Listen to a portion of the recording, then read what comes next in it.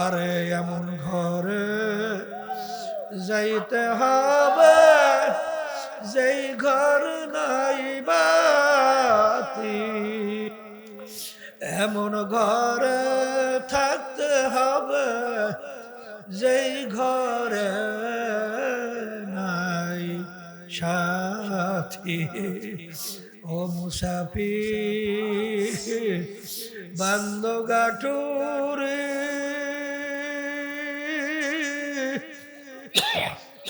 বহু দূরে ঠিকানা,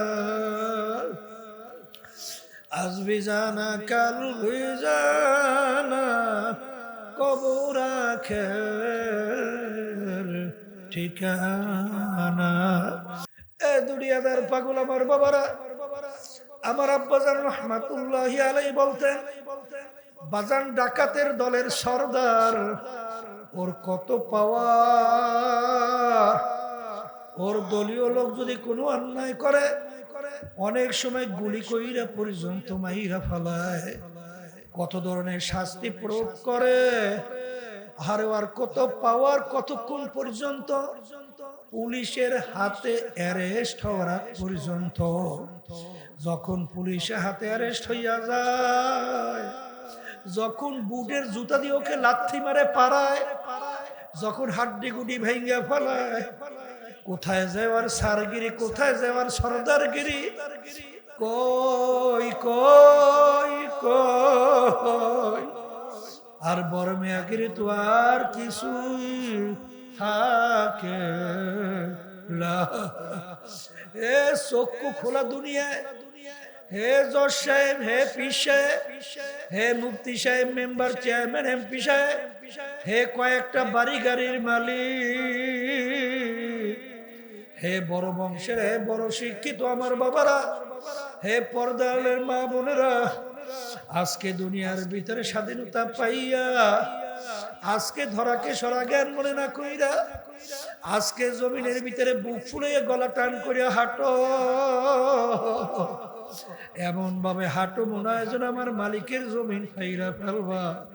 কিন্তু আমার মালিক বলেন, কুল্লু নাফসিন যায়িকাতুল মউত, কাগজ কাটেंगे घुड़ी बनाया, उड़ाया पवन के साथ मिला दिया, घुड़ी बेचारा क्या करेगा, रस्सी मेरा हाथ में। এ বড় লোক আমার বাবারা, হে ধনী আমার বাবারা, বড় শিক্ষিত আমার বাবারা, হে পর্দার মা বোনেরা, ছোট বাচ্চারা কাগজ কাইটা ঘুড়ি বানাইয়া, ঘুড়ি যখন আকাশের ভিতরে উড়াইয়া দেয়, ঘুড়ি উপরে উঠে এরকম আস্তে আস্তে মাথা নাড়াইতে থাকে, মনে হয় যেন ঘুড়ি ডাক দিয়ে বলে, ঘুড়িওয়ালা, ও ঘুড়িওয়ালা, আমি তোমার থেকে সুইটা চলে আসছি। আর ঘুড়িওয়ালা ডাক দিয়ে বলে, ঘুড়ি, তুই যত উপরে ওঠো না কেন, তোর রশি কিন্তু আমার হাতের ভিতরে ধরা। যখন সময় হয়ে যাবে, যখন আমি নাটুইতে প্যাচ দেওয়া শুরু করব, আর ওই আকাশে থাকতে পারবি না। হে বড় লোক আমার বাবারা, হে বড় বড় টাকা পয়সা সম্পদের মালিক আমার বাবারা, হে সম্পদের মালিক আমার বাবারা, আজকে আমরা খোলা দুনিয়ার ভিতরে ঘুরি ঘুরি, কিন্তু হায়াতের বেড়া পার হওয়ার পরে যখন মৌতের বিছানায় পেটখানা ভাসাইয়া দেবা, আহারে আজরাইল সালাতু ওয়াস সালাম যখন আসবে, যত ডাক্তার কবিরাজ তোমাকে চেষ্টা করুক না কেন, যত স্যালাইন তোমার শরীরে পুশ করুক না কেন, বাজান রাখতে কিন্তু আর পারবে না। এ দুনিয়ার পাগল বড় লোক আমার বাবারা, এখন দুনিয়ার দিকে একটু তাকাইয়া দেখো। আহারে আহারে, বলকের বাদশা ইব্রাহিম বিন আদহাম রহমাতুল্লাহ আলাইহি মুসাফির বলে, বাদশা রে, আপনার এই মুসাফির খানা আমি একটু থাকতে চাই। আরে বাদশা বলে, বোকা কি বলছো, এইটা হলো আমার স্থায়ী বাড়ির রাজসিংহাসন, তুই আমার ইজ্জত নষ্ট করছো। তখন বাদশা মুসাফির বলে, বাদশা রে, ভুল হইলে মাপ চাই। স্থায়ী বাড়ি কাকে বলে, মুসাফির খানা কাকে বলে? তখন বাদশা বলে, বাড়ির দরজায় ঘর দেখছো? দেখছি, ওইটা হইলো মুসাফির খানা। বলে, হযরত ওইটার পরিচয় কি? বলে, পথিক রাস্তায় চলতেছে, সন্ধ্যা হয়ে গেল, অস্থায়ী ভাবে রাত্রি যাপন করলো, আবার পরদিন ভোরে তার গন্তব্যের দিকে চলে গেল। এইভাবে অস্থায়ী ভাবে আসে যায়, তাকে বলা হয় মুসাফির খানা। স্থায়ী বাড়ি কাকে বলে? বলে, যেখানে সব সময়ের জন্য মানুষ বসবাস করে। তখন মুসাফির ডাক দিয়ে বলে, বাদশা রে, তাইলে দুনিয়া সৃষ্টির পর থেকে মনে হয় আপনি এই বাড়িতেই আছেন। তখন বাদশা বলে, বোকা না, আমার আগে ছিল আমার আব্বা। বলে, বাদশা আপনার আব্বা কোথায়? বলে, সে তো কবরে চলে গেছে। তখন মুসাফির ডাক দিয়ে বলে, বাদশা রে, আপনার আব্বা কি আর আসবে না? তখন বাদশা বলে, পাগল মুসাফির, একবার মানুষ দুনিয়ার থেকে বিদায় নিয়ে কবরে গেল, আর কোনদিন আসে না। বাদশা, আপনার আব্বার আগে কে ছিল? বলে, আমার আব্বার আগে দাদা। সে কোথায়? বলে, সেও তো কবরে। বলে, সেও কি আসবে না? সেও কোনোদিন আসবে না। বলে, বাদশা, আপনি মনে হয় চিরজীবন থাকবেন। তখন বাদশা বলে, মুসাফির, কুল্লু নাফসিন যায়িকাতুল মাউত। মুসাফির, মানুষ মরণশীল, আমার একদিন দুনিয়ার থেকে বিদায় নিয়ে কবরে যাওয়া লাগবে। বলে, বাদশা, আপনিও কি আর আসবেন না? না, আর কোনদিন আসবো না। তখন মুসাফির বলে, বাদশা রে, আপনি আমাকে বলছেন বোকা, আসলে বড় বোকা তো আপনি। বাদশা, আপনার বাড়ির দরজায় মুসাফির খানা, একবার মানুষ থাইকা চইলা গেলে আবার ইচ্ছা করলে থাকতে পারে, কিন্তু আপনার এই মুসাফির খানাকে যদি একবার কেউ বের হয়ে যায়, আর কোনো দিন আসে না। মুসাফির হাম এহা সবাই, কবর আখের ঠিকানা, কোই আগে রওয়ানা, কোই পিছে রওয়ানা। বলার সঙ্গে সঙ্গে বাদশাহের চিন্তার পরিবর্তন ঘটে গেল। বাদশাহ ইসাইরা আরে যখন শায়েখের কাছে ওই সাদিকিন বান্দাদের সঙ্গে স্পর্শে গেল, যাওয়ার পরে এমন ভাবে তার আত্মশুদ্ধি করাইলো, কিয়ামত পর্যন্ত মানুষ তার নাম স্মরণ করতে থাকবে। আফসোস,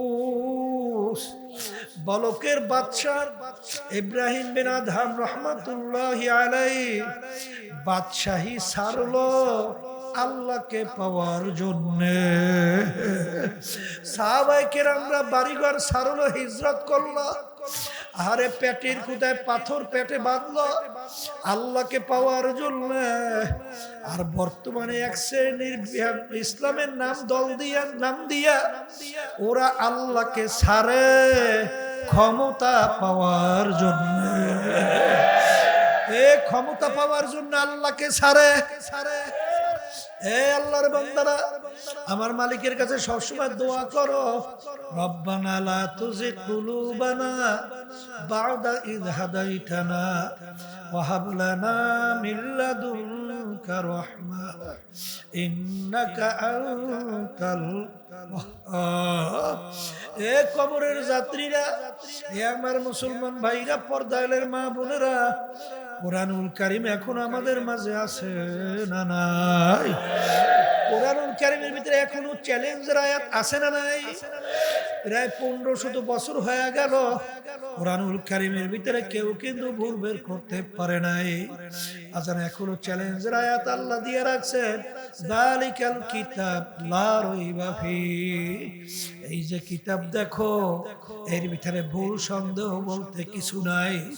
এই জন্য আমার বাজানদেরকে বলবো, দুনিয়ার যে কোনো কাজের ভিতরে একটা তারিখ থাকে, সময় থাকে, কিন্তু তোমার আমার মৃত্যুর মৌতের কোনো সময়ও নাই, তারিখও নাই।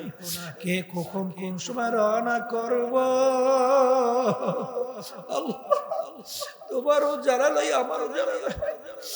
আরে যেদিন সাদা 3টা কাপড় দিয়া পেঁয়াজ দেবে, এ বড় লোক আমার বাবারা, হে অফিসার আমার বাবারা, হে বড় ক্ষমতা সম্পূর্ণ আমার বাবারা, এখন তাকাইয়া দেখো কেমন দেখা যায়। সাদা 3টা কাপড় দিয়া পেঁচ দেবে, মাথার ভিতরে, মাজার ভিতরে, পায়ের ভিতরে বাঁধ দেবে। এখন তাকাইয়া দেখো, আরে তোমারে প্যাকেট কইরা সোজা কইরা ফালাইয়া রাখছে। এখন দুনিয়ার দিকে তাকাইয়া দেখো, আরে কই তোমার কোমরের তাগা চাবি কাইটে নিয়ে যায়, তোমার জামা কাইটে নিয়ে যায়, আরে সবাই নিয়ে তোমাকে ধরাধরি কইরা তারপর মাটির ঘরের ভিতরে রাইখা, বাঁশের ছাউনি দিয়া, বরফ দিয়া, মাটি দিয়া ঢাইকা, কবর অন্ধকার বানাইয়া যার যার কাজের ভিতরে লিপ্ত হয়, তোমার খবর আর নিতে পারে না। এই জন্য আমার বাজানদেরকে বলবো, পর্দালে মা বোনদেরকে বলবো, এই ক্ষণস্থায়ী 2-1 দিন জিন্দিগির জন্য, কিছুদিনের জিন্দিগির জন্য, বাজান এই সম্পদের জন্য, দলের জন্য, দলের নেতা নেত্রীর জন্য, বাজান এমন কাজ করো কইরা যাইও না, যেদিন খোদা না খাস্তা ফেরেশতাদেরকে আমার মালিক হুকুম করবেন, ফাগুল্লুহু, ওদেরকে বান্ধ বেওয়ারাইহিম জাহান্নাম, আমার জাহান্নামের ভিতরে ফিকা ফিকা ফালাও। আল্লাহ আমাকে, আমাদের সবাইকে প্রেম ভাব কইরা দিয়ে, আর সব সময় সব সময় সব সময় মনকে বুঝরে মন, আরে এমন ঘরে যাইতে হবে যেই ঘর নাই বাতি, এমন ঘরে থাকতে হবে যেই ঘরে নাই সাথী। ও মুসাফির বান্দো গাঠুরে,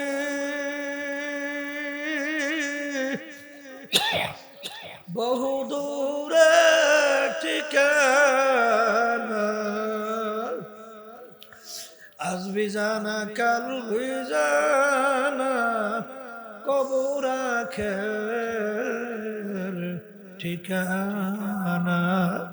আলহামদুলিল্লাহ,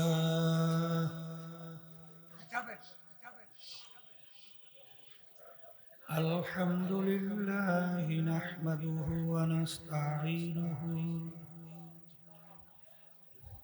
ওয়া নাস্তাগফিরুহু ওয়া নু'মিনু বিহি ওয়া নাতাওয়াক্কালু আলাইহি ওয়া নাউযু বিল্লাহি মিন শুরুরি আনফুসিনা, من يهده الله فلا مضل له ومن يضلله فلا هادي له، ونشهد أن لا إله إلا الله وحده لا شريك له، ونشهد أن محمدا عبده ورسوله أما بعد فأعوذ بالله من الشيطان الرجيم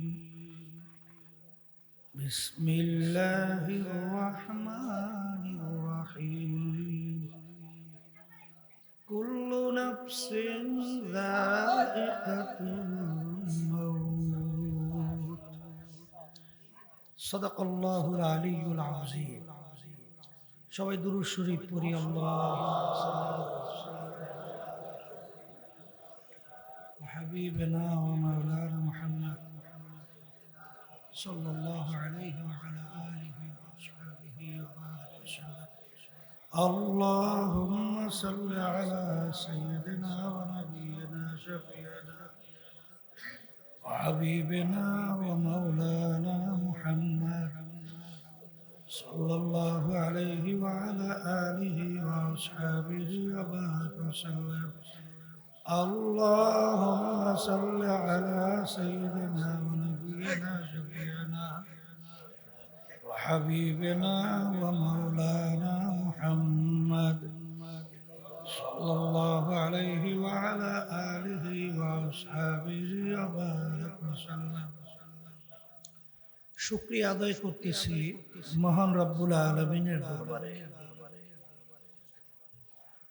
রব্বুল আলামিন ফিতনা ফাসাদের যুগে দুনিয়ার সমস্ত কাজ থেকে বিরত রেখে উলামায়ে কেরামদের মজলিস, জাকিরিন, শাকিরিন, সাদিকিন, বিশেষ করে এই মজলিসের মধ্যে অনেক তালেবে ইলমরাও আছে, খাঁটি নায়েবে রাসূলরাও আছে, যাদের সঙ্গে আমাদের জীবনের একটা সময় আল্লাহ রাব্বুল আলামিন কাটাবার সুযোগ করে দিয়েছেন। শুকরিয়া তার সবাই বলি আলহামদুলিল্লাহ।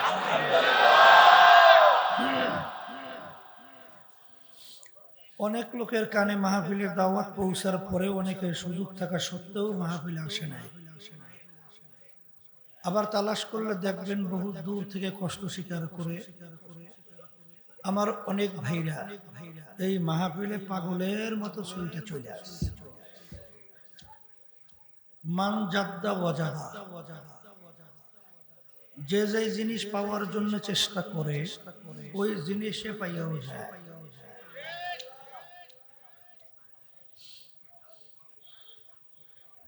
মামলা কিন্তু দুই প্রকারের,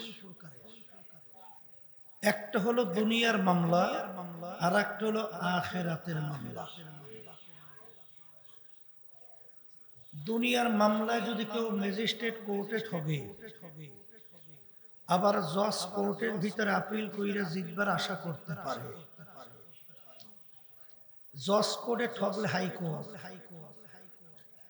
হাইকোর্টে ঠগলে সুপ্রিম কোর্ট সিঙ্গেল বেঞ্চ, সেখানে ঠগলে supreme court full bench, president court, আরো অনেক অনেক আন্তর্জাতিক সহ অনেক আপিলের সুযোগ আছে। কিন্তু আখিরাতের মামলা খোদা নাখাস্তা একবার যদি কেউ ঠইগে বসে, দ্বিতীয়বার আপিল করার আর কোনো সুযোগ নাই। ওই আখিরাতের মামলার তদবিরের জায়গা হলো দুনিয়াতে। কোথায়? আর দুনিয়া মাজরাতুল আখিরা, এই দুনিয়াটাই হলো আখিরাতের মামলার তদবির, সম্বল, সম্পদ কামাই করার জায়গা। আমরা দুনিয়া কেউ ছিলাম না, আবার এমন একটা সময় আসবে থাকবো না। ইচ্ছা করে কেউ দুনিয়াতে আসতে পারে না, ইচ্ছা করে থাকাও যাবে না।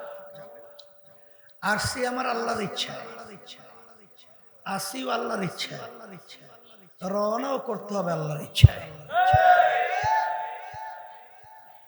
যেহেতু দুনিয়া স্থায়ী থাকার জায়গা না, সেহেতু কোন জ্ঞানী এই দুনিয়াকেই শুধু মুখ্য বানায় না, তার ভিতরে আখিরাতের স্থায়ী জিন্দেগির চিন্তা চলে আসে।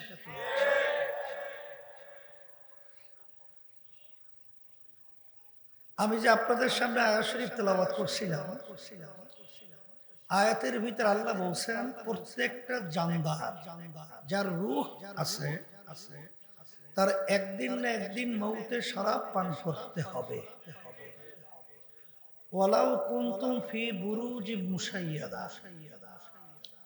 কেউ যদি শক্ত পাথরের পাহাড় কাইটাও মউতের হাত থেকে পালাতে চায়, আল্লাহ বলতেছেন না, পারবা না। সময় মতো মালাকুল মউত হাজির হবেই হবে। তাহলে মরণ লাগবে, আর একটু আসতে বলে লাগবে না। মরণ যেহেতু লাগবে, মরার পরে কি হবে? কুরআনুল কারীমের ভিতর আল্লাহ রাব্বুল আলামিন বলছেন, ফারিকুন ফিল জান্নাতি ওয়া ফারিকুন ফিস সাঈর। মরার পরে আমি মানুষগুলোকে দুইটা ভাগে ভাগ করব। এক শ্রেণীর মানুষকে আমি সাজায়া পড়াইয়া আমার স্থায়ী শান্তির জায়গা বেহেশতের ভিতরে জায়গা দেব। আল্লাহ আপনি আমার জন্য আমাদের সবার জন্য কবুল করে নেন। আর এক শ্রেণীর মানুষকে আমি ফেরেশতাদেরকে হুকুম করব, ফাগুল্লুহু, ওদেরকে বাঁধো, মিন ওয়ারাইহিম জাহান্নাম, আমার শাস্তির জায়গা জাহান্নামের ভিতরে ফিকা ফিকা ফালাইয়া দাও। এখন দুই দল ছাড়া তৃতীয় কোনো দল নাই, আছে? তাহলে এখন এক শ্রেণীর আল্লাহর বান্দাবান্দি যাবে স্থায়ী শান্তির জায়গা বেহেশতে, আর এক শ্রেণীর মানুষ আল্লাহর শাস্তির জায়গা জাহান্নাম। এখন কথা হলো, আল্লাহর বেহেশতে জান্নাতে কে যাবে আর জাহান্নামে কারা যাবে? এইটা আমাদের জানতে হবে, এবং জান্নাতের যাওয়া সেই পুঁজি আমাদের সংগ্রহ করিয়া দুনিয়া থেকে বিদায় নিতে হবে। কথা ঠিক কিনা? এখন কথা হলো, দুনিয়ার সরকার মানুষগুলোকে কিন্তু দুইটা ভাগে ভাগ করে। কয় ভাগ? এক শ্রেণীর মানুষ সরকার তাদেরকে সম্মানিত করে, ডিসি, এসপি এবং বড় বড় পদের বিচারক, জজ সাহেব আছে না? দেখবেন ডিসির বাংলো, এসপির বাংলো, জজ সাহেবের বাংলো, এরকম বড় বড় অফিসারদের জন্য বিভিন্ন সুযোগ সুবিধা সরকারি দেয় কি দেয় না? আর এক শ্রেণীর মানুষ সরকার রাখছে তার শাস্তির জায়গা জেলখানা। কথা ঠিক কিনা? সরকার যাদেরকে পুরস্কৃত করবে, এই পুরস্কৃত হওয়ার জন্য, এই অবস্থায় পৌঁছার জন্য তাদের কষ্ট করতে হবে। কি করতে হবে? এই আল্লাহর বান্দারা, ডিসিএসপি জজ হওয়া তো সহজ, পড়তে পড়তে রাত্রে অনেক উঠে করিয়ে ফেলাইছে, ঠিক মতো ঘুমাতে পারে নাই, ঠিক মতো খাওয়া দাওয়া করতে পারে নাই, হোস্টেলের ভিতরে ডাইল খাইতে খাইতে পেটের ভিতরে আমাশ হয়ে গেছে। এরকম ঘটনা ঘটে কি ঘটে না? এই পড়া জবর কষ্ট, যারা পড়ে তারা বলছে। পড়তে পড়তে এক পর্যায়ে সে ভালো সার্টিফিকেট মানে পরীক্ষার পরে ফলাফল পাইছে। এখন বিসিএস ক্যাডার, এমবিবিএস, এফআরসিএস, বিভিন্ন লকবে উপাধিতে কি সরকার পুরস্কৃত করে কি করে না? আর জেলখানায় যারা যায় ওদের কোনো কষ্টই করা লাগে না। লাগে? বলে তাকি দেখবেন লাডির সাইজের একটা 5 সুতার রড, বুঝছে? আস্তে হাতের ভিতরে ঠান্ডা মাথায় নেবেন, আর একেবারে ঠান্ডা মাথায় একজনের মাথাকে ঠিক সই করিয়া মাছ বরাবর জোরে একেবারে কয় মিনিট সময় লাগছে? 1 সেকেন্ড। কথা ঠিক না বেঠি? বাড়ির সঙ্গে সঙ্গে মাথা দুই ভাগ। আস্তের উপরে কষ্ট বেশি লাগে না, হ্যান্ডক্যাপ দিতে লাগছে, জেলখানার ভিতরে ফেলাই রাখছে। তাহলে দুনিয়া সরকার মানুষগুলোকে দুইটা ভাগে ভাগ করছে। এক শ্রেণীর মানুষকে সরকার পুরস্কৃত করিয়া সম্মানিত করছে, আর এক শ্রেণীর মানুষকে সরকারের শাস্তির জায়গা জেলখানায়। তাই যারা নাকি পুরস্কৃত হয়েছে কি করা লাগছে বলেন, মুখ খুলে বলেন।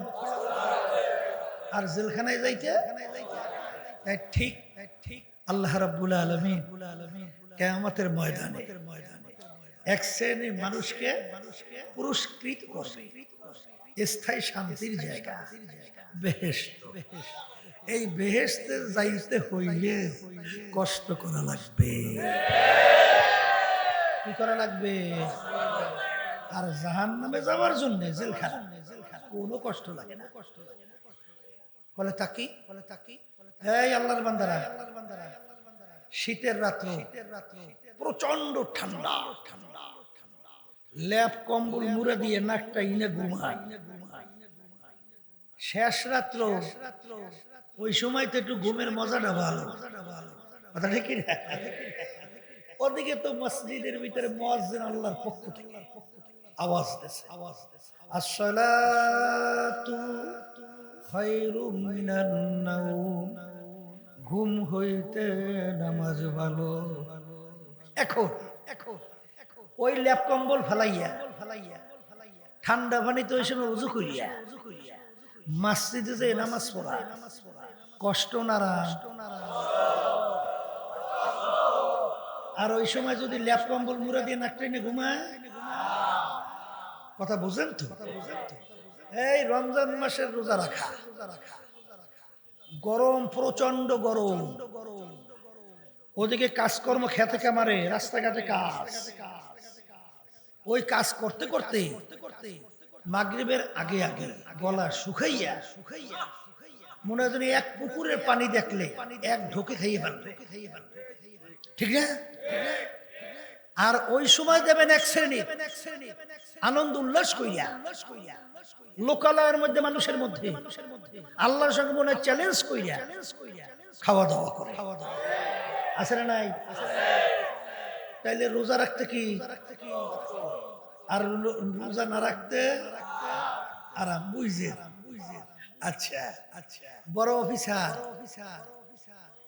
এই আরো আমাদের বাংলাদেশ দুর্নীতির দেশ না বর্তমানে? আচ্ছা, তাম দুনিয়া প্রায় 5 বারের মতো চোরের দিক থেকে ফার্স্ট হয়েছে না?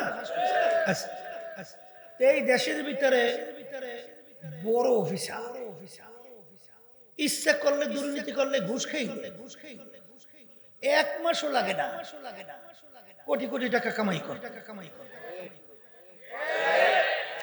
ওদিকে আল্লাহ রাসূল সাল্লাল্লাহু আলাইহি ওয়াসাল্লাম তো বলছেন, যেই হারাম মালের দ্বারা রক্ত এবং গোশত তৈরি হবে তার জায়গা জাহান্নাম ছাড়া হবে না। এখন বড় অফিসার বেতন নিবে কয় টাকা? ওই টাকা দিয়ে সংসার চালাইতেই তো কষ্ট, কথা বলে। আর এক শ্রেণীর পিউনগিরি কইয়া শত শত কোটি টাকার মালিক, কথা বলেন। জানেন না ঘটনা? জানেন না হয় কি হয় না? এমনকি ঘরের স্ত্রী পর্যন্ত টিটকারি মারে। তুমি কেমন অফিসার? হ্যাঁ, তুমি ঠিক মতো সংসারই চালাইতে পারো না, আর তোমার নিচের চাকরিজীবী ওর আরামায়েশ শান শওকতের কোনো অভাব নাই। এই ঘটনা ঘটে না? আপনারা না জানলে আমরা অনেক জানি, আমাদের কাছে বলি, কথা বোঝেন? তাহলে কি এই অবস্থায় বেহেশতের কামাই করার জন্য কি করা লাগছে? কথা ঠিক না বে ঠিক? এই বর্তমানে সবচেয়ে কষ্ট হলো পর্দা। সবচেয়ে কষ্ট কি? আমি বাজানদেরকে জিজ্ঞেস করি, কেউ রাগ করবেন না, এই পর্দা হুকুমটা কি আমি করছি? কোন পীর, মুফতি মুহাদ্দিস, কোন শাইখুল হাদিস, এই পর্দা হুকুমটা কার? আল্লাহর হুকুম, পর্দা ফরজ। এখন আল্লাহ রাব্বুল আলামিন এমন আকর্ষণ তৈরি করছে ছেলে মেয়েদের মধ্যে, ছেলেদের মন চায় মেয়েদের সঙ্গে আড্ডা, এর সে মজা আর আছে? মেয়েদের মন চায় ছেলেদের সঙ্গে আড্ডা মারা, এর সে মজা আছে? কিন্তু আল্লাহ রাব্বুল আলামিন বলছেন না, যাদের সঙ্গে আমি দেখা দিতে বলছি এর বাইরে দেখা দিতে পারবা না, সমস্যা। এখন যারা নাকি আল্লাহর হুকুম মানবে, কষ্ট না আরাম।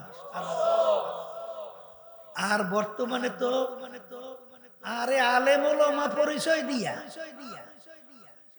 বেপরদা মহিলাদেরকে সামনের কাতারে বসাইয়া মিটিং করে এইবার দস্তুর মতো মিছিল করে, মানে মনে হয় দেখাতে চায়, বুঝাতে চায় যে তুমি ফরজ করছো পর্দা হুকুম, আমি মানি না, দেখাইয়ে দিলাম। কি কথা বোঝেন বাংলা? এই জন্য আমার আব্বাজান বলতেন বর্তমান যুগে সবচেয়ে বড় কষ্ট হইল পর্দা। কঠিন ব্যাপার, কঠিন ব্যাপার। কিন্তু বাজার হারামে কিন্তু আরাম নাই, হারামে কিন্তু আরাম নাই। যত পাশ্চাত্য দেশগুলো আছে, যাদের কালচারে আমাদের বাংলাদেশের অনেক মানুষ অভ্যস্ত হতে চায়, যাদের সংস্কৃতি আমাদের বাংলাদেশে বাস্তবায়ন করতে চায়, আমি সেই বাজানদেরকে বলবো, সেই পর্দা আলে মা বোনদেরকে বলবো, একটু লক্ষ্য করে দেখেন ওদের ভিতরে অশান্তির কোনো শেষ না। আমার বোন লন্ডন থাকে, তা আমার বোন আপা সে একদিন আমাকে বলছিল, আমরা লন্ডনে এক মহিলা বুড়ো হয়ে গেছে। কি হয়ে গেছে? বুড়ো হয়ে গেছে। এখন তার পাশে আর কোন মানুষ বলতে কেউ নাই। এখন তার সাথে হলো একটা কুকুর, কুত্তা। এখন এই কুকুরটা নিয়ে এসে হাঁটে আর চোখ দিয়া টপ টপ করে বাইয়ে বাইয়ে পানি পড়ে আফসোস করে, আর বলে আফসোস, আমার যখন জওয়ানি ছিল, আমার যখন রূপ ছিল, আমার যখন সৌন্দর্য ছিল, তখন আমার কত মূল্য, মূল্যের কোনো শেষ নাই। কিন্তু যখন আমার বয়স বুড়ো হয়ে গেছে, এখন আমার পাশে কোনো মানুষ নাই, এখন আমার পাশে আমার সঙ্গী একটা কুত্তা ছাড়া আর কিছু নাই, আর কিছু নাই। শান্তি না অশান্তি? হ্যাঁ, শান্তি না অশান্তি? ওই দেশের কালচার গুলো তো জানেন না। মায়া বলতে কিছু নাই, মায়া বলতে কিছু নাই। বলে তাকি সিলেট গেছিলাম, সিলেট একটা লোক, আমরা সিলেট যাওয়ার পরে তার সঙ্গে প্রায় দেখা হই, মসজিদে নামাজ পড়তাম। ও লোকটা খুব বড় ধনী এবং অনেকগুলো বাড়ির মালিক। প্রায় সময় আমাদের খুব খেদমত কর। তাই লোকটাকে আমি জিজ্ঞেস করি যে আপনাকে তো আলহামদুলিল্লাহ খুব দেখতেছি আলেমদেরকে খুব আন্তরিকভাবে মোহাব্বত করে, আপনার ছেলে সন্তান কয়জন? তারপর মেয়ের কথা কয়জন বলছে আমার স্মরণ নাই, কিন্তু ছেলের কথা বলছিল 2 জন। আমি বলছিলাম ছেলেরা কোথায়? বলে হুজুর বলতে পারি না। কি বলে? হুজুর বলতে পারি না। আমি শুই না, আশ্চর্য, কি বলে? আপনার ছেলেরা কোথায়, কি করে বলতে পারেন না? মানে বলে হুজুর আমি থাকি তো আমেরিকায়, আমার ফ্যামিলি সহ। তো ওই দেশের নিয়ম হলো ছেলে মেয়ে যখন বড় হয় তখন যার যা ইচ্ছে, যেদিকে ইচ্ছে সেদিকে চলে যায়, তাকে বাধা দেওয়ার কোনো আইন নেই। যদি কোনো বাপ মা ছেলে মেয়েদেরকে বাধা দেয় তার কাজের ব্যাপারে, আর সে যদি অভিযোগ দেয়, সঙ্গে সঙ্গে সরকার বাপ মায়ের হাতের ভিতরে হ্যান্ডকাপ লাগাইয়া টানতে টানতে জেলের ভিতরে ঢুকাইয়ে রাখে। তো হুজুর ছেলেরা কোথায় গেছে বলতে পারি না। এরা কি কোনো মানুষের জীবন? আসতে বলে ওখানে কি বানাইছে? বৃদ্ধাশ্রম। কি বানাইছে? আমরা বাঙালি বলে খড়। খড় খড় বুঝেন? ওই যে গরু ছাগল ফসল খাইলে সরকারি ভাবে নিয়ে বাইন্দে থই, ওইটার কি বলে? খড়। কথা বলছেন? আমাদের দেশে খড়ের ভিতরে বাঁধে গরু ছাগল, আর ওই পাশ্চাত্য দেশগুলো ওখানে খড় বানাইছে। যখন বাপ মা বুড়ো হয় তারা এখন ওদের জন্য বোঝা, এই জন্য ওদের খড়ের ভিতরে ফেলাই।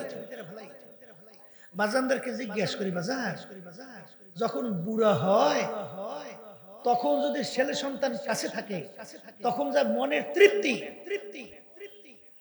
আর যদি ওই সময় ছেলে সন্তান কাছে না থাকে তখন তার দিলের ভিতরে অশান্তি। কথা বলে না? কথা ঠিক নেবে? ঠিক। আরে আপনি বাপ, আপনি বুঝেন না? হ্যাঁ, তাহলে এটা কোনো মানুষের জিন্দেগি? এটা কোনো মানুষের জিন্দেগি না, এটা হলো হুবাহু পশুর জিন্দেগি। কারণ আপনার বাড়ি গরু আছে না? গরুর বাচ্চা হয় না? এই গরুর বাচ্চারা যখন বড় হয়, মা কোন জায়গায় বাচ্চা কোন জায়গায় কোনো পরিচয় থাকে। আর ইসলাম কি শিখাইছে? হায় হায় হায় হায়, এই যারা বাপ মার খেদমত কইয়া তাদেরকে খুশি করতে পারবা, তাদের জন্য আমি বেহেশত ঘোষণা করলাম। সুবহানাল্লাহ। বাপ মাকে পাইছো অথবা দুইজনের একজনকে পাইছো, তাদের খেদমত কইয়া তাদেরকে খুশি করতে পারো, তাইলে তোমাদের জন্য আমি জান্নাত ঘোষণা করলাম। কথা ঠিক? আচ্ছা বাজানদেরকে জিজ্ঞেস করি, বাপ মা দুইজনের একজন পাইছেন বা দুইজনকে পাইছেন, তাদের খেদমত করলে আল্লাহ কি হয়? খুশি হয়। আর ওরা শিখাইছে বাপ মাকে নিয়ে বৃদ্ধাশ্রম, ওইটার কি কয়? খড়ের ভিতরে ফেলাই রাখে। এই ইসলাম কি শিখাইছে? বাপ মায়ের সঙ্গে এরকম কোন আচরণ করা যাবে না যেই ব্যবহারের মাধ্যমে বাপ মা কষ্ট পাইয়া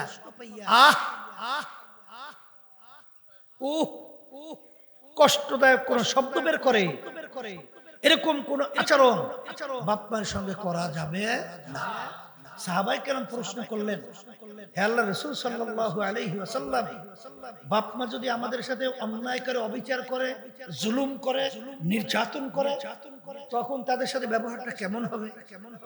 তখন আল্লাহর রাসূল সাল্লাল্লাহু আলাইহি ওয়াসাল্লাম বলেন, ওয়া ইন যালামাকা ওয়া ইন যালামাকা ওয়া ইন যালামাকা, বাপ্পা যদি তোমাদের উপরে জুলুমও করে, তারপর তাদের সঙ্গে এরকম কোন আচরণ করা যাবে না যেই আচরণের মাধ্যমে বাপ্পা কষ্ট পাইয়া কষ্টদায়ক শব্দ বের হয়।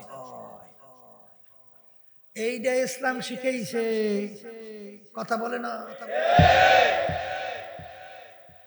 এই হৃদ্রতা, মায়া, মানবতা যদি মানুষের ভিতরে না থাকে, ওটা মানুষ। আর এইটা শিখাইছি ইসলামী নীতি আদর্শে। কথা ঠিক না? এই জন্য আমার বাজানদেরকে বলবো, পর্দা আলে মা বোনরা যারা শুনতেছেন, যেই কথা বলতে চাইছিলাম, যুবকেরা দিনের পথে চলতে, নামাজ পড়তে, দাঁড়িয়ে রাখতে, সুন্নতি পোশাকে চলতে কি কষ্ট নারা? আবার বলে না কষ্ট। আর আপ টু ডেট হইয়া যেরকম ইচ্ছে সেরকম চলা। ছোটবেলায় স্পোর্টস হয় না স্কুলে? স্পোর্টস জানেন তো? ওই সময় একটা পর্ব ছিল, আমরা ছোট বুঝতাম না। যেমন খুশি তেমন সাজো। এখন বুঝলাম না যে পর্বটা কি। এখন কেউ দেখি ভাল্লুক হইছে, ভাল্লুক সাজছে, কেউ ঘোড়া হইয়া আসছে, কেউ পাগল হইয়া আসছে, কেউ অমুক টমুক হইয়া আসছে। ব্যাপারটা কি? যেমন খুশি তেমন সাজো, এই শিক্ষাটা হইছে নাস্তিকদের শিক্ষা। এই মানুষ যেরকম ইচ্ছা সেরকম চলতে পারবে? হ্যাঁ, যেরকম ইচ্ছা সেরকম চলবে বলে পশু, নাস্তিকের দল। তোমার আমার ইচ্ছা করলে যেরকম ইচ্ছা সেরকম চলা যাবে না, কথা ঠিক কিনা? এই জন্য আমার বাজানদেরকে বলবো, দুনিয়ার ভিতরে যেরকম পুরস্কৃত হওয়ার জন্য কষ্ট করা লাগবে, আর বেহেশতে স্থায়ী শান্তি সেখানে যাইতে হইলেও কষ্ট করতে হবে। এখন কথা হলো, কষ্ট করতে রাজি আছেন কে কে? একটু হাত উঠান না, আল্লাহ একটু দেখুক না। হাত উঠান, উঠান, পর্দালে মা বোনরা উঠান। আলহামদুলিল্লাহ বলে হাত নামান। এখন নিয়ত তো করছেন না? কি করছে? এখন নিয়ত করলি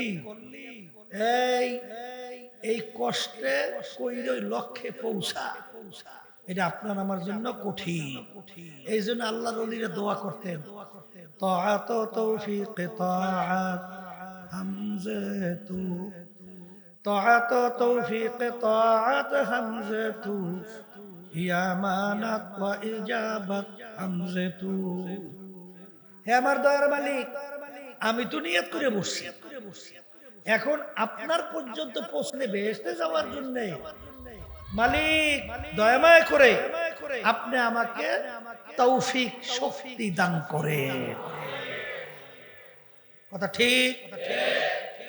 এখন আমার ভাইদেরকে বলবো, নিয়ত তো করছি, মন তো সবাইরই চায়, চায় না? যে আল্লাহর হুকুম মাইনা আল্লাহর হাবিবের তরিকা অনুযায়ী চইলে তারপর স্থায়ী শান্তি বেহেশতে যাব, আর শাস্তির জায়গা জাহান্নাম থেকে বাঁচবো, চাই কি চায় না? কিন্তু আল্লাহর বান্দারা, কবরের যাত্রীরা, জোরে কথা বললেন না, শব্দ করে কথা বললেন। এই লক্ষ্য পৌঁছতে হইলে পিছনে আমাদের শত্রু আছে, বাধা আছে। কি আছে বলেন? শত্রু আছে, মুখ খুলে বলেন। এই শত্রু আবার বিশেষ করে 3 ধরনের। কয় ধরনের? আল্লাহ রাব্বুল আলামিন কোরআনুল কারীমের শেষ সূরার মধ্যে ওখানে 2 ধরনের শত্রু পরিচয় দিয়েছে। কি শত্রু? আল্লাযী ইউওয়াসউইসু ফি সুদুরিন নাস মিনাল জিন্নাতি ওয়ান নাস। এখানে 2 ধরনের শত্রু বলেন। এক ধরনের শত্রু বলেন জিন শয়তান, মুখ খুলে বলেন। আর এক ধরনের শত্রু বলেন মানুষ শয়তান। কোরআনুল কারীমের অন্য আয়াতে আছে আর এক ধরনের শত্রু হলো নফসে আম্মারা। কথা বুঝছেন? এই 3 ধরনের শত্রু আমাদেরকে আমাদের লক্ষ্যে পৌঁছতে বাধা দেয়। এখন এদের থেকে আমাদের বাঁচতে হবে। এদের থেকে মুখ খুলে কথা বলে না, বাঁচতে হবে। কারণ আল্লাহ বলছেন, ইন্নাশ শাইতানা লাকুম আদুউন ফাত্তাখিযুহু আদুওয়া। শয়তান তোমাদের জাহের বাহের প্রকাশ্যে শত্রু, ওকে শত্রু হিসেবেই ধইরো, গণনা কইরো, যাইনো, বন্ধু হিসেবে গ্রহণ কইরো না। কথা ঠিক কিনা? এখন শয়তান ধোঁকা দেবে, কোরআন কারীমে আল্লাহ বলছে। এখন শয়তানের ধোঁকাতে বাঁচবেন কেন? বাঁচা লাগবে না? আল্লাহ রাসূল সাল্লাল্লাহু আলাইহি ওয়াসাল্লাম বলেন, যেই আল্লাহর বান্দা বান্দিরা আল্লাহর জিকিরের নিয়ম অনুযায়ী বেশি বেশি করে, ওই আল্লাহর বান্দা বান্দি তার কলবের থেকে শয়তান ভাইগা যায়। তাহলে শয়তানকে ভাগাবার জন্য হাতিয়ার, যন্ত্র, ঔষধ বলেন আল্লাহর জিকির। কথা ঠিক? আচ্ছা, আর একটা শত্রু বলছি মানুষ শয়তান। মানুষ শত্রু আপনার বন্ধু হইতে পারে, আপনার ছেলে সন্তান হইতে পারে, আপনার স্ত্রী হইতে পারে, আপনার আদার্স দলের নেতারাও হতে পারে। বলে তাকে এক কথায় যে আপনাকে আমাকে গুনার মধ্যে উদ্বুদ্ধ করবে, সে যে হোক, সে হলো মানুষ শয়তান। কি ব্যাপারে উদ্বুদ্ধ করে বলেন না, বলেন না। গুনার ব্যাপারে উদ্বুদ্ধ করে। সে কি কথা ঠিক। এখন এই মানুষ শয়তান থেকে বাঁচবেন কেমনে? ও আল্লাহর জিকিরে যায় না, ও নামাজে যায় না, কোরআন কারীম তেলাওয়াতে যায় না, তাসবিহ নিয়ে জিকির করলে যায় না। এই মানুষ শয়তান থেকে বাঁচার জন্য আল্লাহ রাব্বুল আলামিন আপনাকে আমাকে হুকুম করছেন, ওয়াকুনু মা'আস সাদিকিন, তোমরা সাদিকিন বান্দাদের সঙ্গী হয়ে যাও, সাদিকিন বান্দাদের সংস্পর্শে যাও। কাদের সংস্পর্শে যাইতে বলছে? আবার বলেন, আবার বলেন। সাদিকিন শব্দের অর্থ কি? বলেন সত্যবাদী। আবার বলেন। বর্তমানে কিন্তু বাংলাদেশে বাইরে হইছে, নাম দেশে ইসলাম, পা হইতে মাথা পর্যন্ত সব মিথ্যা আছে, পা হইতে মাথা পর্যন্ত মিথ্যা। তাহলে আল্লাহ তো এই মিথ্যুকদের কাছে যাইতে বলছেন। হায় হায়, তাহলে তো পাইয়েই গেল। কি কথা ঠিক না? ঠিক। এ কবরের যাত্রীরা, আল্লাহ রাব্বুল আলামিন তার হাবিবকে দুনিয়াতে পাঠাইছে, কথা ঠিক। আল্লাহ রাসূল সাল্লাল্লাহু আলাইহি ওয়াসাল্লাম কাফেররা তাকে উপাধি দিয়েছিল আল আমিন। কি উপাধি? আল আমিনের অর্থ আমরা কি বলে? সত্যবাদী। বলেন বলেন বলেন। তাহলে আল্লাহ রাসূল সাল্লাল্লাহু আলাইহি ওয়াসাল্লাম উপাধি পাইছে সত্যবাদী, কথা ঠিক। আল্লাহ রাব্বুল আলামিন যাদের উপরে রাজি খুশি হয়েছে, যাদের উপরে নেয়ামত বর্ষিত হয়েছে, তাদের পরিচয় আল্লাহ কোরআনুল কারীমের ভিতরে দিয়েছেন। মিনান নাবিয়িনা ওয়াস সিদ্দিকিনা ওয়াস শুহাদাই ওয়াস সালিহিন ওয়া হাসুনা উলাইকা রফিকা। আল্লাহ রাব্বুল আলামিন কাদের উপরে রাজি খুশি হয়েছেন, কাদের উপরে নেয়ামত বর্ষিত হয়েছে? বলেন নবী রাসূলদের উপরে। এরপরে আল্লাহ বলছেন সিদ্দিকিন, অর্থ কি? বলেন সত্যবাদী। আবার বলে, তাহলে সত্যবাদীদের উপরে আল্লাহ কি খুশি? খুশি, নেয়ামত বর্ষিত হয়েছে, কথা ঠিক কিনা? এরপরে আমার বাজান দেখেন, এই যাদের থেকে একবার মিথ্যা প্রকাশিত হয় ওদের সাক্ষী গ্রহণযোগ্য? আমাদের প্রাক্তন জশা বাসাবার পিছনে জিজ্ঞান, হে যদি জানতো যে সাক্ষী দিতেছে মৃত্যু, হ্যাঁ সাক্ষী গ্রহণ করতো? তাইলে মিথ্যাবাদী সাক্ষী গ্রহণযোগ্য না দুনিয়াতে না আখিরাতে? কথা ঠিক। যার থেকে মিথ্যা প্রভাব প্রকাশিত হয় ওর থেকে হাদিস রাত গ্রহণ বর্ণনা করা জায়েজ নাই, গ্রহণ করা জায়েজ নাই। যার থেকে মিথ্যা প্রমাণিত যে মিথ্যুক, তাহলে ওর থেকে হাদিসও গ্রহণ করা যায় না, ওর থেকে সাক্ষীও নেওয়া যায় না। আল কিযবু ইউহলিক, হাদিসের মধ্যে রাসূলুল্লাহ সাল্লাল্লাহু আলাইহি ওয়াসাল্লাম বলেন মিথ্যাবাদী ধ্বংসপ্রাপ্ত, ওর ধ্বংস অনিবার্য। এরপরে মুনাফিকদের কথা শুনছেন, চিহ্ন আলামত জানি কয়টা? বলেন তিনটা। মুনাফিকের কয়টা চিহ্ন? এর ভিতরে একটা হলো ইদা হাদাসা কাযাব। মুনাফিক যখন কথা বলে মিথ্যা বলে। বাংলাদেশের ভিতরে বিশেষ করে উল্লেখযোগ্য একটা বাইরে নাম দেশে ইসলাম, ওর পা হইতে মাথা পর্যন্ত সব মিথ্যা ভরা। পরিষ্কার ভালো করে জেনে রাখেন, এরা আল্লাহর হাবিবের উম্মতের দলভুক্ত না। আল্লাহ রাব্বুল আলামিন এদের কাছে যাইতে নিষেধ করছেন।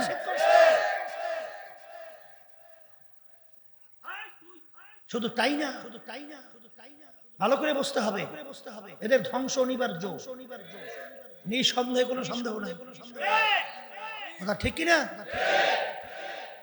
ওদিকে লম্বা আলোচনা আমি বেশি যাব না, আমি সক্ষম বলতে। আল্লাহ রাব্বুল আলামিন সম্পর্ক রাখতে বলছেন সত্যবাদীদের সঙ্গে, সম্পর্ক রাখতে বলছেন সত্যবাদীদের সঙ্গে, সম্পর্ক রাখতে বলছেন সত্যবাদীদের সঙ্গে, সংস্পর্শে যাইতে বলছেন সত্যবাদীদের সংস্পর্শে, নট মিথ্যাবাদী। মিথ্যাবাদীদের কাছে না। কে মানবেন কে মানবেন না ওইটা আমাদের বিষয় না। এই জন্য দেখবেন ওলামায়ে কিরাম বয়ানের শেষে বলে ওমা আলাইনা ইল্লাল বালাগ, আমাদের দায়িত্ব তোমাদের কাছে পৌঁছানো। কে মানবা কে মানবা না এইটা জোর করে ধইরা বাইদা বানাবার দায়িত্ব আমাদের না। কথা ঠিক আছে তো? তাহলে এখন আমার ভাইদেরকে বলবো যে আমাদের শত্রু মানুষ শয়তান, এই মানুষ শয়তান থেকে বাঁচার জন্য সংস্পর্শে যাওয়া লাগবে সত্যবাদীদের। কথা ঠিক বলেন? ঠিক রাজি আছি তো? আল্লাহ আমাদের সবাইকে তৌফিক দান করে। আর এক শত্রুর কথা বলছে, কি শত্রু? নফস। কথা কয় না? এই বলেন নফস তিন প্রকার। বলেন বলেন। এই এক নম্বর বলেন নফস আম্মারা, দুই নম্বরে বলেন লাওয়ামা, তিন নম্বরে নফসে মুতমাইন্না। এখন এই তিন নফসের পরিচয় তো জানা লাগছে। বলেন নফসে আম্মারা বলা হয় সব সময় যার গুনার দিকে ঝোঁক, মানে গুনাহ করতেই ভালো লাগে, গুনাহ করতেই ভালো লাগে, গুনাহ করতেই ভালো লাগে, সবসময় গুনাহ গুনাহ গুনাহ গুনাহ আছে না? এইটা নফস হইল নফসে আম্মারা। কথা বোঝেন?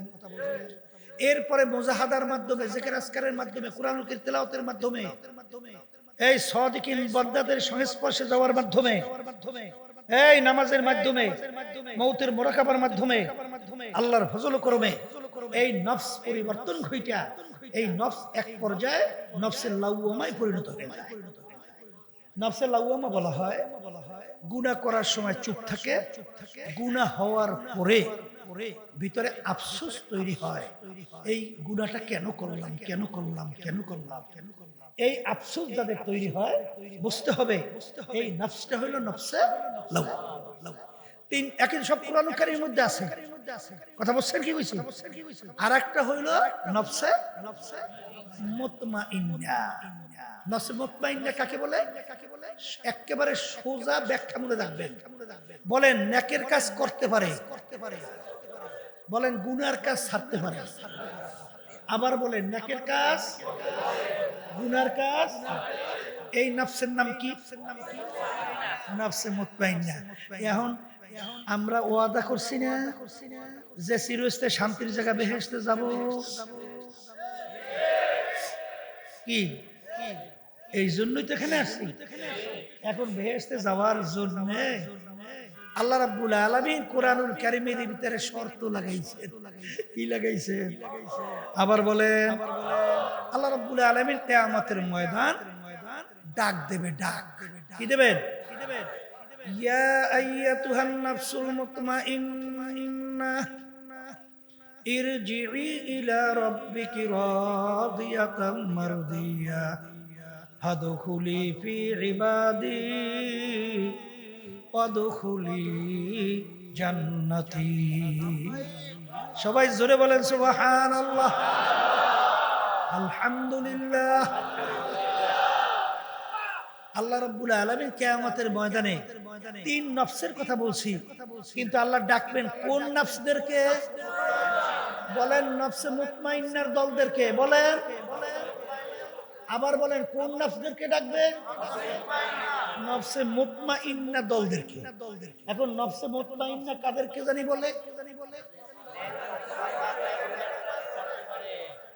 মনে আছে তো? এখন আপনি দুনিয়ায় থাকা অবস্থায় একটু নিজেকে পরীক্ষা করে মাঝে মাঝে দেখেন আপনার নফসটা কোন নফস। আপনার নফস কি নফসে আম্মারা, না নফসে লাওয়ামা, না নফসে মুতমাইন্না? যদি নফসে মুতমাইন্না আপনার নফসকে না পৌঁছাইয়া আপনি আল্লাহর দরবারে হাজিরা দেন, আর আল্লাহ যখন ডাক দেবেন এ নফসে মুতমাইন্না দলের আসো, তখন আল্লাহর ডাকে সাড়া দেওয়া যাবে? আবার বলেন যাবে যাবে যাবে যাবে যাবে না তো? যাবে না তো? আল্লাহ রাব্বুল আলামিন আমাদের সবাইকে নফসে মুতমাইন্না দান করবেন, দান করেন। আল্লাহুম্মা আমিন। আল্লাহ আপনি কবুল করে নেন। এখন আমার ভাইদেরকে বলবো, শোনেন শোনেন, দুনিয়ার বাদশাহী, দুনিয়ার বড় লোকগিরি, দুনিয়ার অফিসার গিরি, কথা ঠিক না? বাজান, আমার দাদাজান রহমাতুল্লাহি আলাই, তার একটা কথা শুনছিলাম, আব্বাজানও বলতেন। দাদাজানের বয়ান আমরা সরাসরি কিন্তু আমরা শুনি নাই, কথা বলছেন? ওইটার মোরামুরি করেন নাই, হঠাৎ কি হইলো? তোমরা কেউ ধরিও না, কথা বললো না, বেশি বাড়াইও না, বেশি বাড়াইও না, স্বাভাবিক রাখো, স্বাভাবিক রাখো। দাদাজান রহমাতুল্লাহি আলাইহি একজন ডিসি বা জজ সাহেব, বুঝছেন? দাদাজান জিজ্ঞেস করতেছেন যে তখন নাকি ডিসি কে বলতো কালেক্টর, বাড়াইতে নিষেধ করছি, স্বাভাবিক রাখেন। ডিসি কে বলতো কি? কালেক্টর। দাদাজান জিজ্ঞেস করে, কালেক্টর সাহেব, আপনারা যে ঘুমান, আপনারা কি মশারি টাঙ্গান? আপনারা কি মশারি টাঙ্গান? মশারি চেনেন? বলে হুজুর মশারি টাঙ্গাই না, মশারি টাঙ্গাই তো। বলে কেন জজ সাহেব বা কালেক্টর কেন? বলে হুজুর মশায় কামড়ায়। কি কামড়ায়? এই জন্য মশারি টাঙ্গাই। তখন দাদাজান বলতেছেন যে ডিসি সাহেব মানে কালেক্টর সাহেব, তাহলে আপনাদের যে ওই যে পাহারা দেয় বন্দুক নিয়ে পাহারাদাররা, আপনাদের কোনো ক্ষতি না হয়, তাহলে ওই যে সাধারণ ছোট একটা মশা, ও আপনার পাহারাদারের বন্দুক ভয় পায় না? ও আপনার পাহারাদারের বন্দুক ভয় পায় না?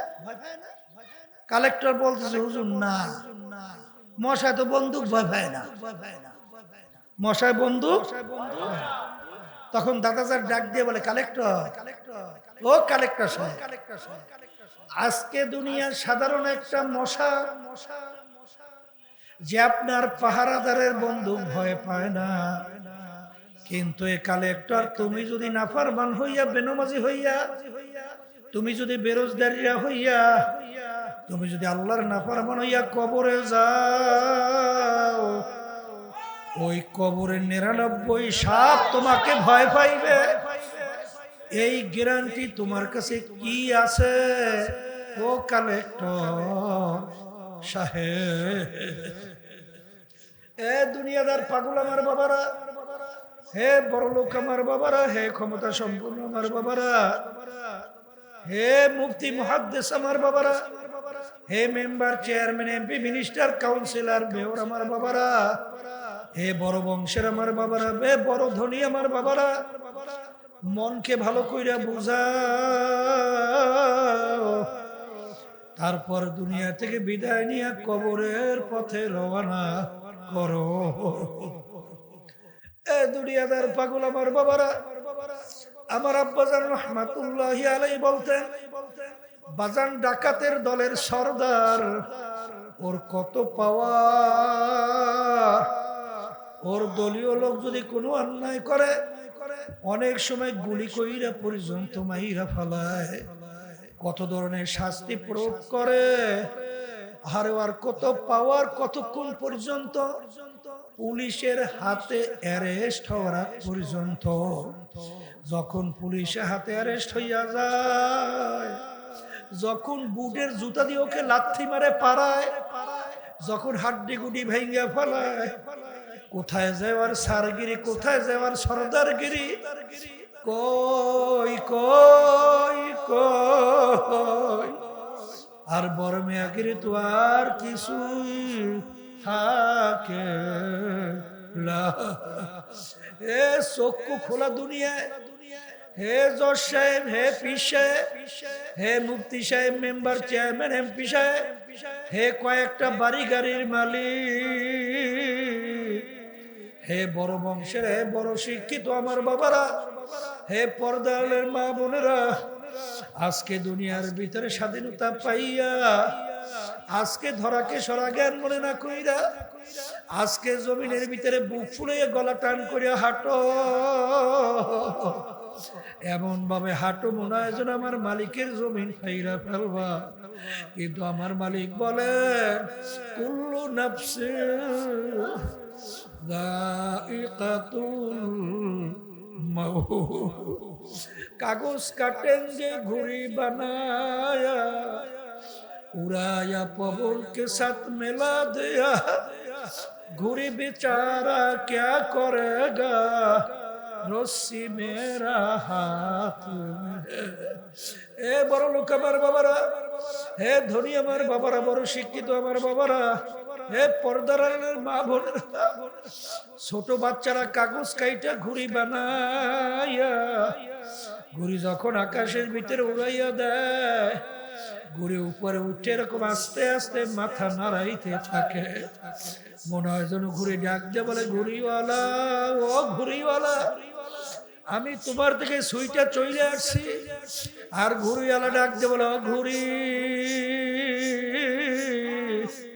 তুই যত উপরে ওঠো না কেন, তোর রশি কিন্তু আমার হাতের ভিতরে ধরা। যখন সময় হয়ে যাবে, যখন আমি নাটুইতে প্যাচ দেওয়া শুরু করব, আর ওই আকাশে থাকতে পারবি না।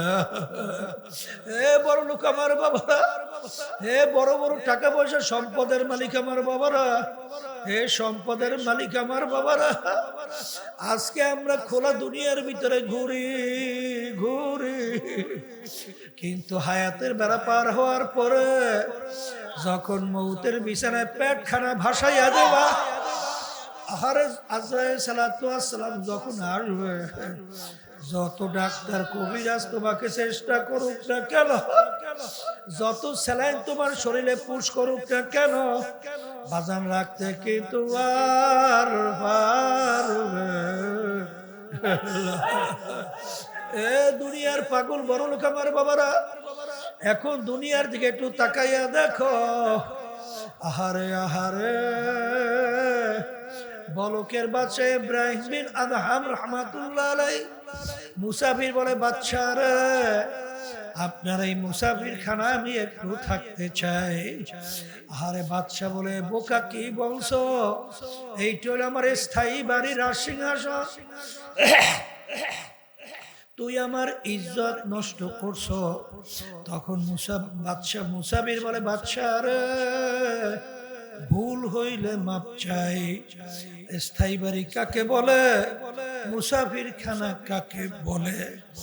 তখন বাদশা বলে, বাড়ি দরজায় ঘর দেখছো, দেখছি, ওইটা হইলো মুসাফির খানা। বলে, হযরত ওইটার পরিচয় কি? বলে, পথিক রাস্তায় চলতেছে, সন্ধ্যা হয়ে গেল, অস্থায়ী ভাবে রাত্রি যাপন করলো, আবার পরদিন ভোরে তার গন্তব্যের দিকে চলে গেল। এইভাবে অস্থায়ী ভাবে আসে যায়, তাকে বলা হয় মুসাফির খানা। এ বাদশা, স্থায়ী বাড়ি কাকে বলে?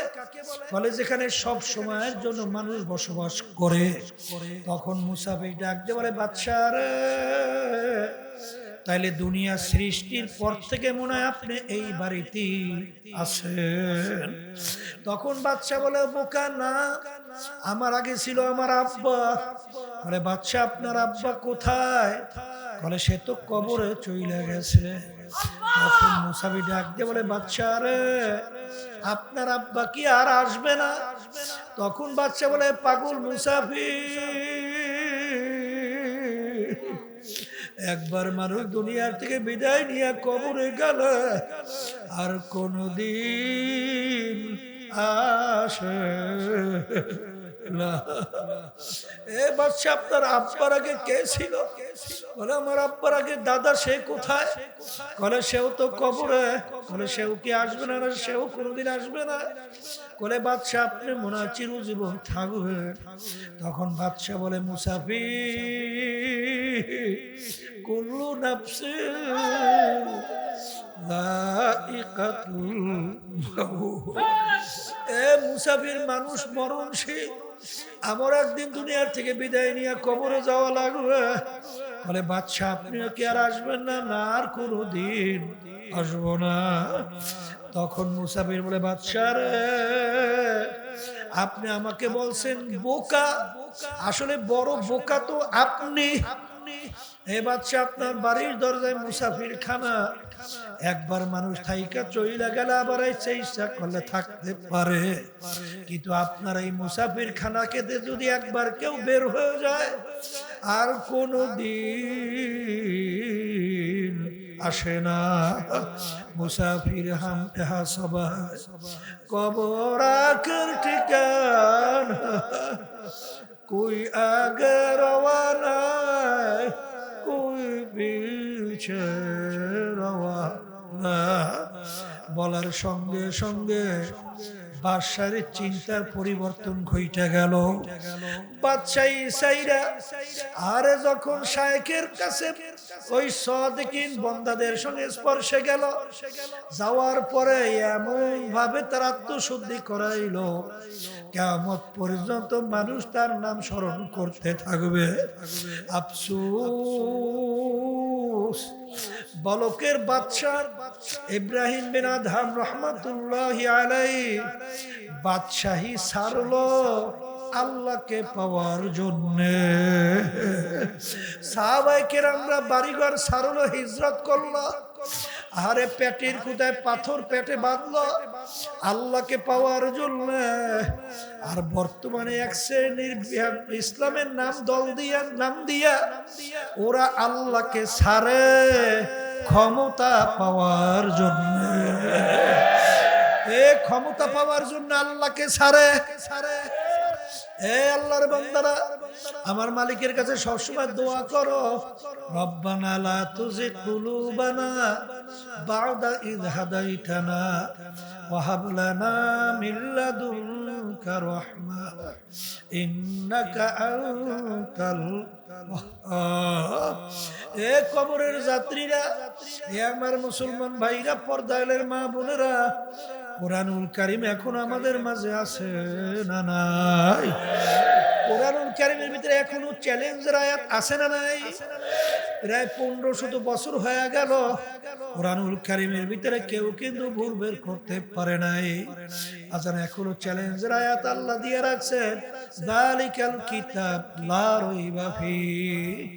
এই যে কিতাব দেখো, এর ভিতরে ভুল সন্দেহ বলতে কিছু নাই।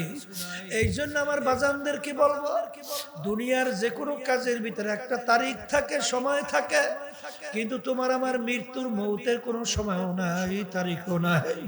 কে কখন কোন সময় রওনা করব তোমারও জানা নাই, আমারও জানা নাই। আরে যেদিন সাদা 3টা কাপড় দিয়া পেঁয়াজ দেবে, বড় লোক আমার বাবারা, অফিসার আমার বাবারা, বড় ক্ষমতা সম্পূর্ণ আমার বাবারা, এখন তাকাইয়া দেখো কেমন দেখা যায়। সাদা 3টা কাপড় দিয়া পেঁচ দেবে, মাথার ভিতরে, মাজার ভিতরে, পায়ের ভিতরে বাঁধ দেবে। এখন তাকাইয়া দেখো, আরে তোমারে প্যাকেট কইরা সোজা কইরা ফালাইয়া রাখছে। এখন দুনিয়ার দিকে তাকাইয়া দেখো, আরে কই তোমার কোমরের তাগা চাবি কাইটে নিয়ে যায়, তোমার জামা কাইটে নিয়ে যায়, আরে সবাই নিয়ে তোমাকে ধরাধরি কইরা তারপর মাটির ঘরের ভিতরে রাইখা বাঁশের ছাউনি দিয়া, বরফ দিয়া, মাটি দিয়া ঢাইকা কবর অন্ধকার বানাইয়া যার যার কাজের ভিতরে লিপ্ত হয়, তোমার খবর আর নিতে পারে না। এই জন্য আমার বাজানদেরকে বলবো, পর্দালে মা বোনদেরকে বলবো, এই ক্ষণস্থার 2-1 দিন জিন্দিগির জন্য, কিছুদিনের জিন্দিগির জন্য, বাজান এই সম্পদের জন্য, দলের জন্য, দলের নেতা নেত্রীর জন্য, বাজান এমন কাজ করো কইরা যাইও না যেদিন খোদা না খাস্তা ফেরেশতাদেরকে আমার মালিক হুকুম করবেন, ফাগুল্লুহু, ওদেরকে বান্ধ বেওয়ারাইহিম জাহান্নাম, আমার জাহান্নামের ভিতরে ফিকা ফিকা ফালাও। আল্লাহ আমাকে আমাদের সবাইকে আপনি মাফ কইরা দিয়ে, আর সব সময় সব সময় সব সময় মনকে বুঝরে মন, আরে এমন ঘরে যাইতে হবে যেই ঘর নাই বাতি, এমন ঘরে থাকতে হবে যেই ঘরে নাই সাথী। ও মুসাফির বান্দগাটুরে